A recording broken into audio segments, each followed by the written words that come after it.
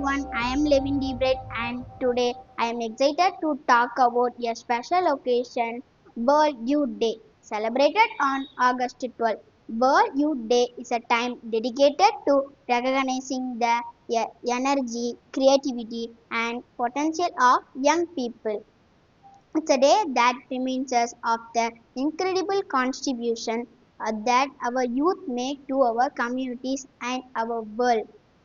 This day encourages us to reflect on the challenges that young people face and to celebrate their achievements. Young people are often seen as the future, but they are also the present. They are actively shaping our world today. From leading environmental initiatives to advancing and advocating for social justice, youth are driving positive change and inspiring others to join their cause. World Youth Day also highlights the importance of supporting and empowering young people. It's about giving them the tools and opportunity they need to thrive and make a difference.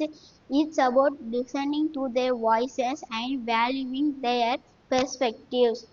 Let's provide them with the resources they need to succeed and encourage them to continue striving for a better world.